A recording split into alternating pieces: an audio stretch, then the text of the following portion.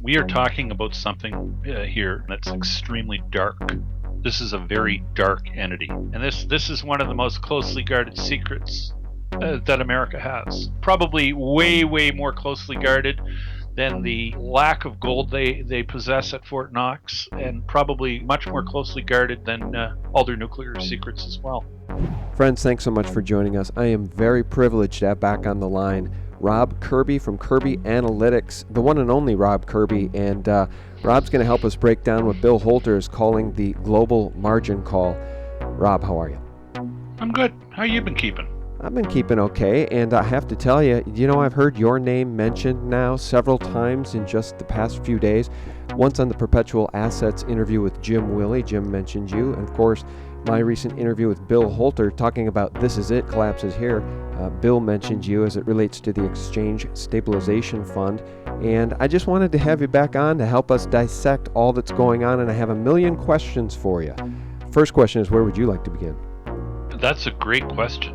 In all honesty, there's so many balls in the air right now. I don't really even know where to begin. There's a lot of things in motion right now. Well, may I toss out one place we could begin? Sure. All right. So I'm sure you're familiar with this Hugo Salinas Price article, $1 trillion worth of bonds magically turn into cash. And just for people who aren't familiar with this, I'm going to just bring people up to speed real quickly. Mr. Price quantifies in this article, Rob, that $1 trillion in international reserves have vanished, essentially. And Price says it would be much easier to stop the flow of water over Niagara Falls than to halt the contraction in international reserves. World liquidation has set in. The piper must be paid. Growth is gone. This will be the story in the epic year 2016. And he says, here's the $1 trillion question. What entity or entities have purchased for cash, the $1 trillion worth of government bonds that the central banks of the world have sold off in the course of the past 17 months? This is a big story, and I think that's why your name was coming up, because you have fingered the Exchange Stabilization Fund. You've named it by name many times, and you and I have talked about that in the past. What do you think's going on here? Yeah. I actually dialogued with Mr. Price on this because he had posed a question to a group of people in the writing community as to what our take was on close to $1 trillion worth of U.S. reserves disappearing. And I thought it through, and I responded to him. The only thing that even remotely makes sense, given the fact that we've seen a $1 trillion liquidation and interest rates have gone down, not up, tells me that some entity absolutely did purchase the bonds that the likes of China have been liquidating, and it's so in my books anyway. The liquidation is so profound, given that the 10-year bonds, if anything, have rallied.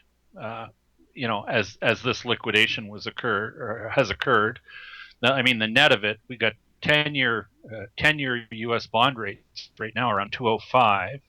We were yesterday anyway. I haven't seen them today, but in the face of all that liquidation, you would have expected normally there would have been a huge sell-off in the bonds, and it's also not consistent with there being a strong dollar. And we know the dollar's been very strong and has been appreciating over the past year and a bit, the same time frame that there's been this horrific dump in U.S. reserves. So let's just say that what's empirically happening isn't consistent with the narrative of a strong dollar. And so that should be making people ask some very poignant questions, at least so far as I'm concerned. And then you've got to ask yourself, who is it that's buying this stuff up?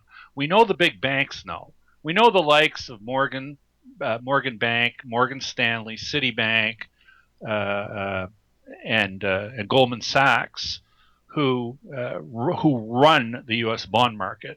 They certainly know who's bought all those bonds because they get bought from them. because they basically clear all the U.S. and any macro movement in U.S. bonds necessarily flows through those big clearing banks in the United States. So those banks know who's doing the buying, and you know it to me it's so clear and it's so profound without saying the name of who's buying. To me, it's the equivalent of saying, think of an animal that's gray, has a trunk, a tail, and big floppy ears, and weighs a couple tons. And and do note that I never said the word elephant. So what has factually occurred in the U.S. securities market tells me that the Exchange Stabilization Fund, with their untold riches that are all off book, has been purchasing those bonds, because the Exchange Stabilization Fund, for a review for the listeners, was created in 1934 by an act of Congress. And the way it was created and seeded was as follows: gold was confiscated from American citizens at a set price back in 1934. I believe the price was roughly $20 that it was confiscated from American citizens. And 6 months after the gold was harvested from the American citizens, it was revalued up to whatever, 30 some odd Yeah, dollars. And 35, I believe. that's right. And that created a windfall profit in 1934 dollars of 3 billion. That 3 billion was used as the seed money for the Exchange Stabilization Fund at its creation. The the mission statement of the Exchange Stabilization Fund is to maintain the integrity of the U.S. dollar as a trade currency. And also within that mandate, it stated that the Exchange Stabilization Fund is subject to no oversight other than, I think, directly to the president. It's operated at the discretion of the Secretary of the Treasury, and it is not subject to any domestic or international U.S. law, and it produces no financials. So this entity has been growing in the weeds. Like $3 billion was a lot of money back in 1934, and if you just use simple compounding, just a simple compound 3 billion from 1934, you got like 80 years worth of compounding. They don't pay any tax because they don't produce financials, and they're engaged in everything from drugs, arms, murder for hire, regime change. These guys operate at their own discretion. And anyway, I reckon they're worth. I reckon the dark off book worth in the Exchange Stabilization Fund it amounts to trillions, if not tens of trillions of dollars in today's dollars. So anyway, that just speaks to the notion that there are off book dollars in the U.S. Treasury, likely an amount as big or maybe bigger than the declared or acknowledged public debt. So they have the firepower, and it's these dark dollars that are being used to soak up the U.S. securities that are being liquidated. And my belief and understanding is that if you buy U.S. government securities with dark dollars that technically, for all intent and purpose, don't exist or aren't acknowledged to exist, you can't then turn around and put those treasuries in showing as official reserves because they're dark. And this explains to me why we can have foreigners dumping U.S. government securities, and yet, uh, not only do they get sopped up and picked up, but they seem to disappear into a black hole, and that's because I believe that they're in the accounts now of the Exchange Stabilization Fund. So let's just say if the world ever became aware or acknowledged, or if it was ever admitted, the riches that are housed in the dark entity called the Exchange Stabilization Fund, I think it would have a profound effect negatively on the U.S. dollar. And this is one of the most closely guarded secrets, that America has. Probably way more closely guarded than the lack of gold they possess at Fort Knox, and probably much more closely guarded than all their nuclear secrets as well. So that's what I believe is going on. And I had this discussion with Mr. Price, and to me that is the only fit in terms of explaining how we've seen a dramatic drop in U.S. Dollar reserves because foreigners have been liquidating.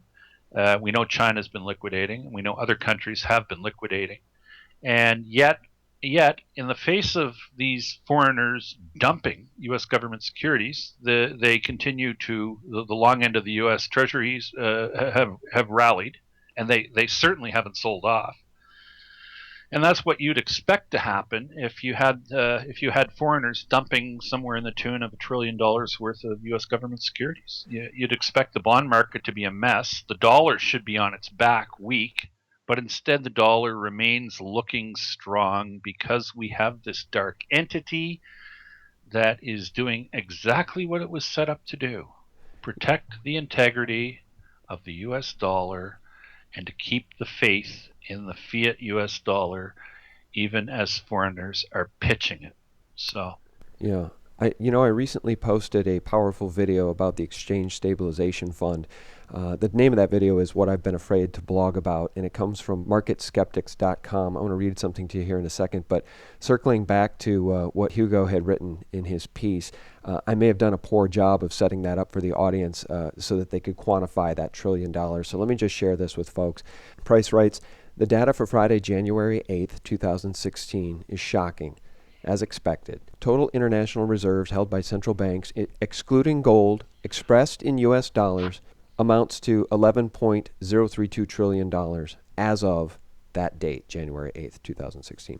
The decrease in reserves thus amounts to precisely $1 trillion as of January 8th. This gigantic fall of 8.31% of the maximum amount of reserves, $12.032 trillion, recorded on August 1st, 2014, took place over the course of only 17 months, whereas the growth of reserves to its maximum figure took 70 years, roughly since the end of World War II. And Price writes, $1 trillion worth of government bonds has disappeared from the books of the world's central bankers, sold by them for cash. Who did the buying? On what balance sheets did the acquired $1 trillion of bonds now rest? We'll never know, Rob. And he concludes, are the parties to these gigantic transactions to remain unknown? And what happens to the world's confidence in its financial system when $1 trillion worth of bonds and counting just magically turns into cash? And I think what you're saying is so darn important, Rob, because where Hugo has left the door open with the question, who bought them, you're providing the answer. It's the Exchange Stabilization Fund. Now, I want to just read this from Market Skeptics before I turn it back to you. And what's written here about the ESF is that it is impossible to understand the world today without knowing what the ESF is and what it has been doing.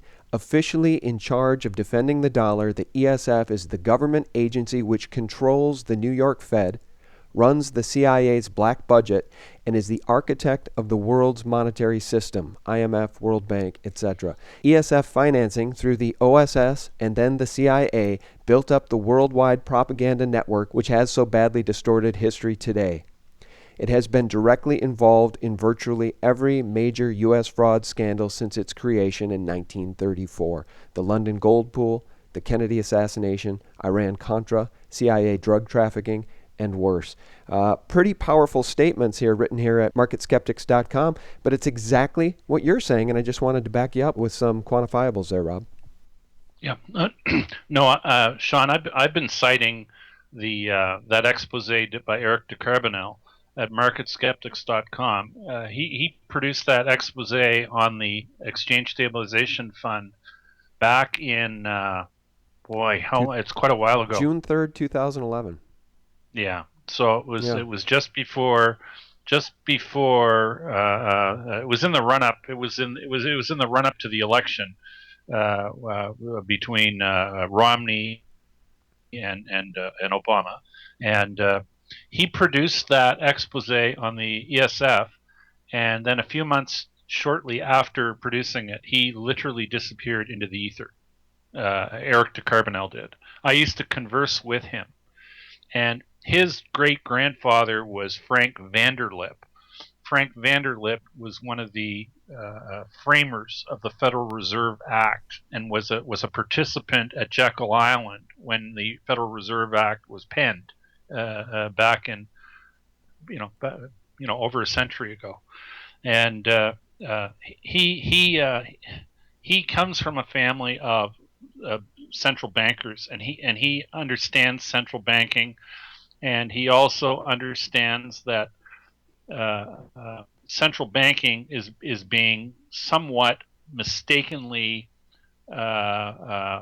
fingered for the utter, bollocking mess our global financial system is in. Um, I tend to not completely agree with that.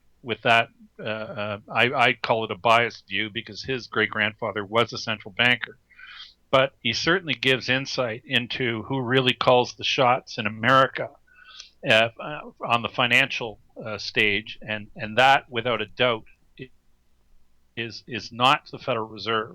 And when you watch this expose at on the Fed, on the ESF at marketskeptics.com, if you take the time to watch it, I think it's a 5-part YouTube series. You will realize that the the real player in vis-a-vis the dollar and vis-a-vis what market rates of interest are. The real player is the Treasury itself, specifically the dark side of the Treasury through the ESF, and the ESF uses the New York Federal Reserve Trading Desk as its prime broker to disseminate its wishes and orders into the market through the big banks, specifically through the big 5 banks and derivatives, which are J.P. Morgan, Citibank, Bank of America, Morgan Stanley, and Goldman Sachs. And so the orders emanate from the ESF, the Treasury, to the broker, which is the New York Fed trading desk, and then the New York Fed then disseminates the orders into the what they call free markets, which really aren't free at all. Um, and then it's the big 5 derivatives banks that actually do the dirty work and get the muck on their hands. Um, in any case, I'd recommend anybody, if they want to have a better understanding of what really goes on in American and global finance, all the strategic global markets, would be well advised to watch the expose on the ESF at marketskeptics.com, and then to watch it again. I've watched it about 12 times. I get something new out of it every time I watch it. It's just power packed with insight and information about how things really work in our global financial markets. Oh, that's so So interesting. Well, and it's interesting that you had spoken with Eric. I did not know that was the producer. I see it now here, of course, on his site. What I've been afraid to blog about, the ESF and its yeah, history. Posted on it June was a few 3rd. short months. Just to mention, it was a few short months after he produced it. He literally disappeared into the ether. Yeah, I was going to say that. Posted on June 3rd, 2011, and in the last post, or I should say the most recent post since on Market Skeptics, dates January 22nd, That's right. 2012. So 6 or 7 months later, he disappeared. He stopped posting on that website. And we're lucky to Yeah. have this material on YouTube, and we're very lucky that he produced it, because I think what is being described here is that the ESF is the deep state. You know, when we talk about the deep state and no more rule of law in the United States, Rob, because I often say at this point in human history, it's humanity versus the banksters. It's even worse than that, because the banksters are identifiable. I mean, you can point at Lloyd Blankfein, you can point at Jamie Dimon, but this ESF, this is the deep state bankers. I think this is the shadow banking. This is the CIA banking. When we hear the deep state talked about by Peter Dale Scott, this is the deep state bank. And Yeah. It what can we? doesn't get deeper than this. Yeah, and what can we do to rein in the deep state bank? We can't even rein in the Federal Reserve. Yeah, well, we don't even really know who controls it. That's just it. We don't really know who controls it. And it's and this we are talking about something here, Sean, that's extremely dark. This is a very dark entity, and it's involved. You see, the ESF operates above all laws, subject to no law. Uh, Domestic foreign law does not apply to the ESF, and it doesn't answer to Congress.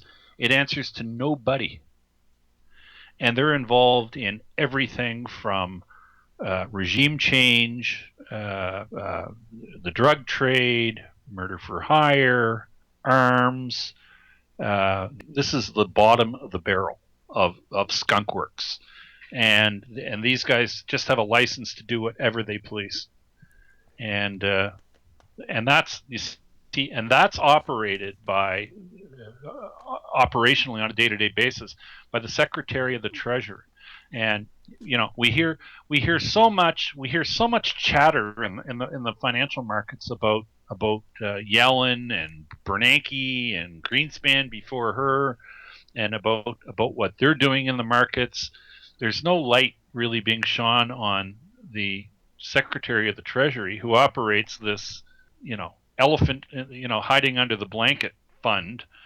Like a lot of people, I think the average person that I would ask would be hard pressed to tell me who the Secretary of the Treasury is in the United States right now. Oh, I'm sure. If you've seen the Mark Dice videos, people can't even tell you who's the governor of their state. I love the fact that you used Skunk Works to describe the ESF because, of course, Lockheed Skunk Works, I think, is part of the breakaway civilization that has invented technology that the elite, the Pentagon, the military-industrial complex is not sharing with the rest of humanity. And it's something Catherine Austin Fitts has talked about a lot as she talks about the trillions of dollars. Over $8 trillion has now disappeared out the back door of the Pentagon. Where did that money go? It had to have Well, gone I think somewhere. that that money is all housed within the edifice that we call with the ESF. Yeah. I mean, I reckon by my reckoning, the ESF, it was seeded in 1934 with 3 billion in 1934 dollars. And if you just do some simple compounding, that's worth trillions of dollars today. If that's the case, then, and we're talking about these central banks having now what $11 trillion left in reserves, and the ESF can just buy it all up. I mean, couldn't they Well, potentially they just could, prop but up the dollar forever? no. Well, you're right. They could actually literally. They actually have the ability. They could call all U.S. debt in and pay it all off. The problem is then you'd have a hyperinflation overnight, because that would be basically admitting or telling the world that instead of the global money supply being X, it's really that times 20 or 30, if you know what I'm saying. Yeah, no, that makes sense. And that's why that has to remain such a dark secret.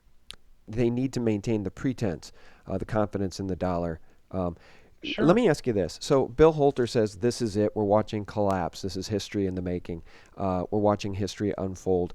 One of the things that occurred to me after that conversation with Bill is that oil priced at 30, 35, 25, whatever, for below $40 a barrel is a huge problem for the fiat dollar because, when oil was 120 bucks a barrel, and everybody was using dollars to buy oil, you needed a lot of dollars at 120 bucks a barrel. At 30, and with nation states like Russia and China turning away from the petrodollar, there has to be a flood of dollars out there ready to come home.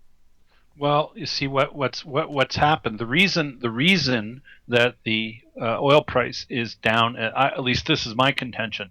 The reason the dollar or the oil price is as low as it is because countries are getting out of the dollar, and as countries get out of the dollar, there are less dollars in the system to buy oil, and so therefore either uh, uh, uh, you see the whole game, as a former Dallas Fed president Richard Fisher said years ago, the whole game with the dollar, it's a game of confidence, and you want people to remain confident that the dollar is important.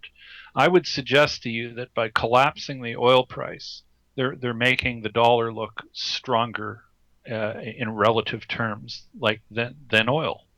And because countries are coughing out dollars, they necessarily have fewer dollars to buy oil, which means that if we're going to have economic activity, that means the price of oil has to be lower. And it's a very wicked game that goes on at the very highest levels, between what I'm going to say are warring factions, and because I don't believe foreigners are very jiggy with this whole exchange stabilization fund sort of controlling the financial universe thing, and controlling the value of the world's reserve currency thing. uh, this, this is something that really fit all that well with the rest of the world. China, Russia, I think in particular, because they're major powers that whose voices make a difference when they say, not so fast. And you know what's been going on in the world, Sean, for quite a number of years, like a lot of years now, is that like America basically has the ability to print money to buy whatever it wants in the world, when everyone else has to work to get dollars. America can just print them. But the way things have been for the last 50, 60 years post Second World War, anybody who wants to buy oil, they got to earn dollars. Anybody who wants to buy wheat, they have to earn dollars. Anybody who wants to buy lumber, they have to earn dollars. Anybody who wants to buy anything on the global markets, they have to earn dollars to buy them. America doesn't have to work to earn dollars. America can just print the dollars, and that's what they've been doing for a long time. Right. You see, and this has caused the world to be not a very friendly place, because other nationalities, other powers, other countries realize that and have come to realize that America has printed their way to prosperity. And this is why countries are demanding precious metal, or favoring precious metal over the dollar.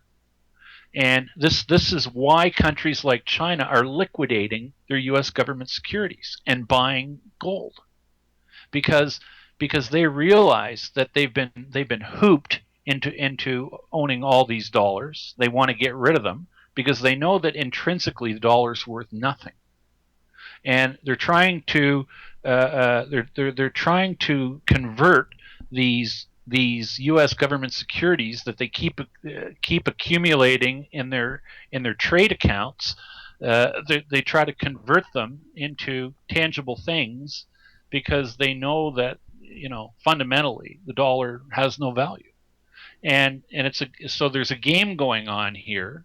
Basically, I'm going to say it's between the Exchange Stabilization Fund and major world powers, where the Exchange Stabilization Fund will do everything in its power and in its mandate to make people believe that the dollar's strong. And the way they've been doing this over the last, particularly in the last couple of years, is they've been buying all the U.S. government securities that foreigners have been pitching. And because they're buying them with dark dollars, the securities themselves cannot then appear on a transparent ledger sheet. So they go dark, and that's why we're seeing the dramatic reduction in U.S. government or U.S. dollar reserves, because when the ESF buys them, they're no longer in a reserve account. Mm-hmm. They're in a dark account now. Mm-hmm. But this is inconsistent. This is inconsistent with the notion that we have a strong dollar. It's the notion that the dollar is strong is a fallacy. It's a mirage. But the U.S. dollar itself is a mirage because nothing backs it, Right. other than the Fed's promise that basically that they'll print more of them. Let me ask you this then, Rob, in the few minutes we have left with you. What is the end game? And people are probably getting tired of hearing me say this at this point, but in lieu of making a time date prediction, I continue to point to the 1988 cover of The Economist magazine, with the phoenix rising from a pile of burning fiat dollars, and around the phoenix's neck is a gold medallion dated 2018, and the cover of the magazine says, "Get ready for a world currency." So We can look to the Rothschild Economist magazine to put a timeline on this thing and say that we might be in the last 23 months of the US dollar's position as the world's reserve currency. What do you think about that? And what do you think about the timeline? What do you think about the end game? Where does this leave us after this discussion about the ESF and its power? I think we're in extremely late innings here. And I think we're going to probably something, I think we're going to see something systemic, a systemic break somewhere here, maybe within the next 2 or 3 months. I just feel that everything is so completely over. I just, everywhere I turn, everywhere I look, I see overreach, overstep, uh, uh, equity values stretched. The U.S. dollar is ridiculously, at least in my books, ridiculously overvalued. Because at least I believe I understand, why it's where it is, and I believe I understand, or have a pretty good understanding, why and how precious metals prices have been kept down in nominal terms, in dollar terms. And I look around and I see a lot of currencies, a lot of fiat currencies are failing because we've got a number of countries around the world that are currently now experiencing hyperinflation. Okay, it's no longer just Zimbabwe, a one-off story about Zimbabwe. We have hyperinflationary conditions right now in Venezuela, in Argentina, uh, Andorra. Frankly, we're experiencing huge inflation on food right here in Canada where I live. That is on Our my list of things to ask you about. I've had a lot of Yeah. comments after that Bill Holter video in which I mentioned the zero hedge inflation numbers in food up there Listen, in Canada. People are saying, no, we're not seeing that type of food inflation. So that I wanted to talk to you about that specifically. well, I'm seeing food inflation. I mean, I went to the grocery store last week. I think I bought 5 items in the produce aisle, and my bill was like $40. Hmm. I couldn't get over how much it was. I didn't even look at the prices. I bought a head of lettuce, I bought a tomato, I bought a cucumber, and a bag of bean sprouts. Hmm. And I mean, these are things that I have purchased in the past. I never ever remembered them being that expensive, Right. even remotely close. But that's all a product of our currency. Our currency has absolutely cratered in Canada, and the reason our currency is cratered is because the Canadian dollar is viewed as a petrocurrency, and crude oil prices have collapsed, and we have the most expensive oil to produce in the world here in Canada with the heavy oil that comes out of the tar sands out in Alberta, and that stuff sells at a huge discount to West Texas Intermediate, and prices for heavy crude are down around $1 or $2 a barrel right now. That's all the refineries are paying for it. So you know it's almost like the whole energy industry in Canada has been obliterated. Hmm. And if that's the case, and if that's going to continue on, for a prolonged period of time, it calls into question, really, in my books anyway, it calls into question the viability of the Alberta government, possibly the Saskatchewan government, and it also calls into question the financial viability going forward of the Canadian federal government.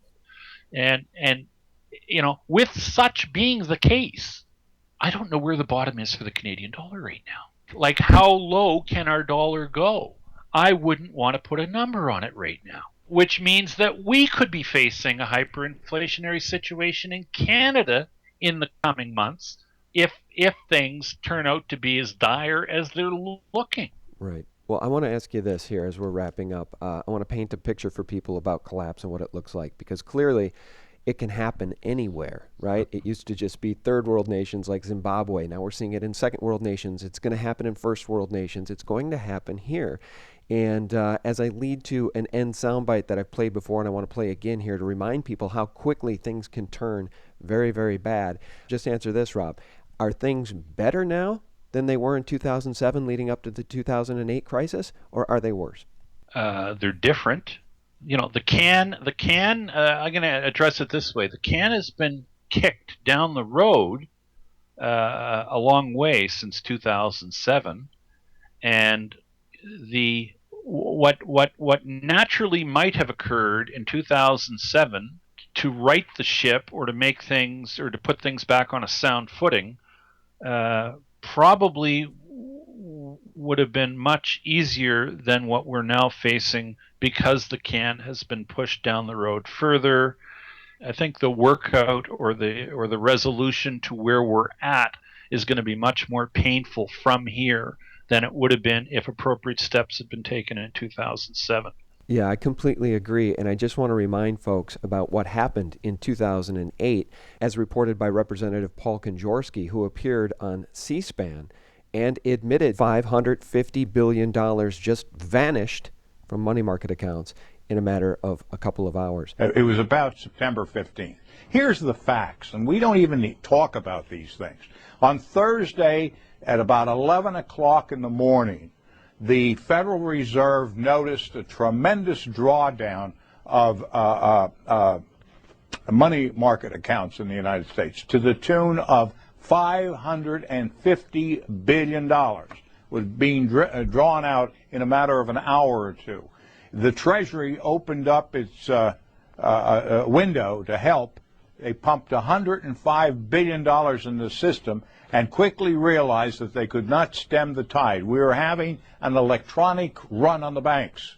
So keep in mind the conversation about the ESF and the deep state banking. They could bring nation states to their knees in a matter of just a couple of hours. And regardless of whether it's 2018 or beyond, Rob, I think our way of life here in the West is rapidly coming to an end. I believe that to be absolutely accurate and true. We've certainly shared some dramatic information here, and any good news we can leave for folks as we wrap this thing up? Sure. I think precious metals, gold and silver, are extremely cheap still in U.S. dollar terms.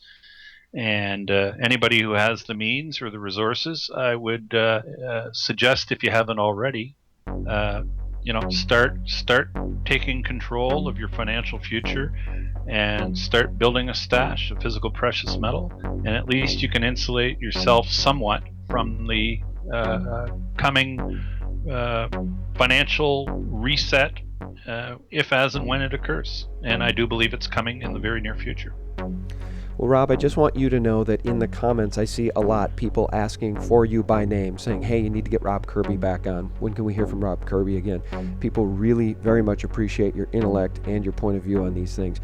And your candor. I've been saying that to some of my guests lately. We really appreciate your candor and your honesty, because it's gut check time, and it takes a lot of courage to be honest and to have candor about these issues, especially as it relates to something as dangerous as the ESF and the deep state.